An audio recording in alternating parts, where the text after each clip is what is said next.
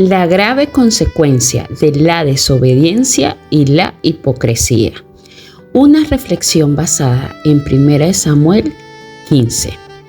La obediencia a Dios no es un acto opcional, es la respuesta natural de un corazón que reconoce su soberanía y su bondad. Sin embargo, vivimos en un mundo donde muchas veces priorizamos nuestros propios intereses y justificamos nuestras acciones bajo el pretexto de que estamos cumpliendo lo que Dios nos pide.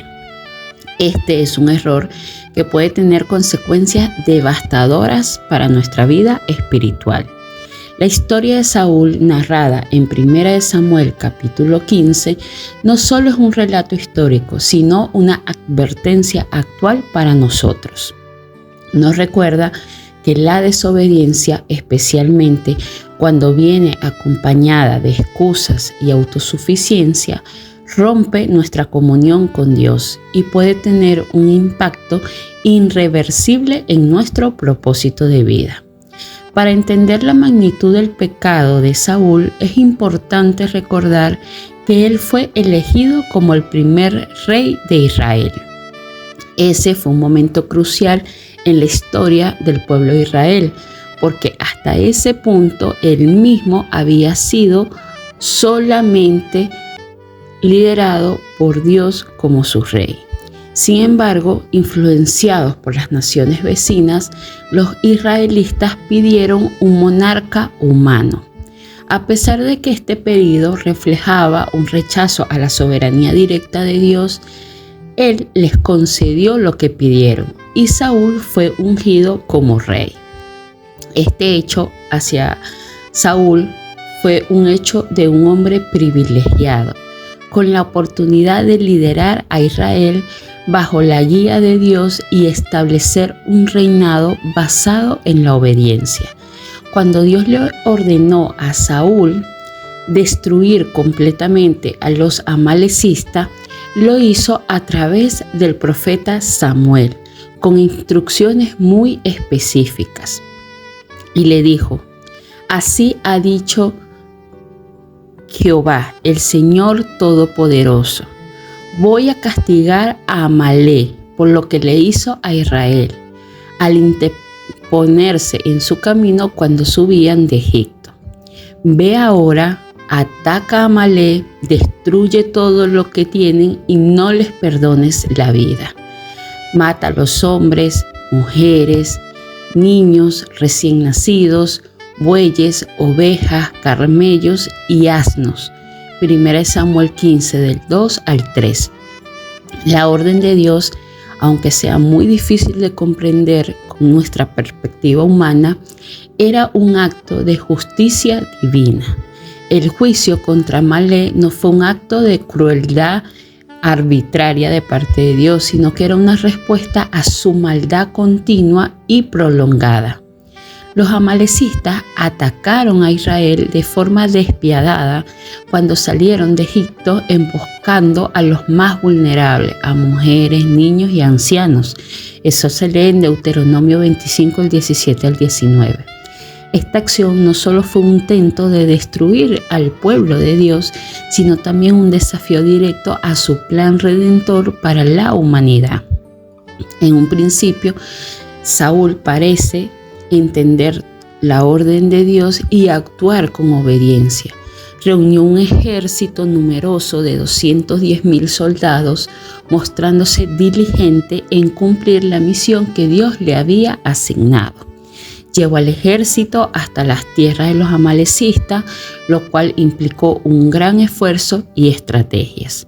Incluso mostró consideración hacia los eneos, que ellos habitaban también con los amalecistas, al advertirle que se apartaran para que no fueran destruidos junto con los amalecistas, recordándoles el favor que los eneos habían mostrado a Israel. Todo parecía indicar que Saúl estaba decidido a cumplir el mandato de Dios. Sin embargo, al llegar al campo de batalla, su obediencia se detuvo a media. Saúl mató a los amalecistas, tal como Dios se lo había ordenado, pero dejó con vida al rey Agar, que era el líder de ellos, y permitió que su ejército se quedara con lo mejor del ganado y las posesiones que ellos consideraron que eran valiosas. Aquí es donde vemos el problema principal. Saúl decidió que su propio juicio era más válido que la orden específica que había dado Dios. En lugar de obedecer completamente, eligió conservar lo que a su parecer tenía más valor. Esta actitud nos enseña una verdad profunda. La obediencia parcial, o sea, a media, es desobediencia total. No importa cuál pequeña pueda parecer nuestras omisiones, cuando elegimos hacer lo que nos conviene a nosotros en lugar de lo que Dios ha ordenado, estamos colocando nuestro juicio por encima del de Dios. Cuando Saúl regresa, Samuel lo confronta. La escena que siguió es una de las más impactantes de las Escrituras. Al encontrarse con el profeta Samuel, Saúl declaró con confianza: «He cumplido el mandato del Señor». Estas palabras revelan su ceguera espiritual y su capacidad para justificar su pecado. Samuel, quien ya había recibido de Dios la revelación de lo que realmente había sucedido, le respondió con una pregunta cargada de ironía: ¿y qué es ese balido de ovejas que oigo con mis propios oídos y ese mugido de vacas que percibo? 1 Samuel 15:14.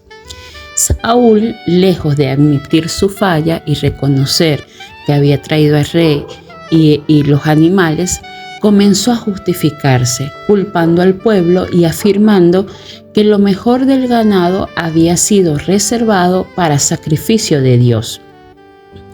Esta respuesta refleja la hipocresía del corazón de Saúl, quien trató de encubrir su desobediencia con un acto religioso. Es aquí donde Samuel pronunció una de las verdades más poderosas de la Biblia. Se complace tanto el Señor en los holocaustos y sacrificios como en el que obedezca su voz. Obedecer vale más que cualquier sacrificio y prestar atención más que cualquier grasa de carnero. 1 Samuel 15:22. Profundizando en esta confrontación, vemos que Samuel no solo expone el pecado de Saúl, sino que también el peligro del orgullo y la autosuficiencia. Saúl no solo desobedeció, sino que construyó un monumento para sí mismo, buscando la gloria personal por la victoria que Dios le había dado. Además, en lugar de arrepentirse genuinamente, trató de minimizar su falta al justificarse. Samuel, con mucha tristeza, le declaró el juicio de Dios. Por cuanto desechaste la palabra del Señor, Él también te ha desechado como rey.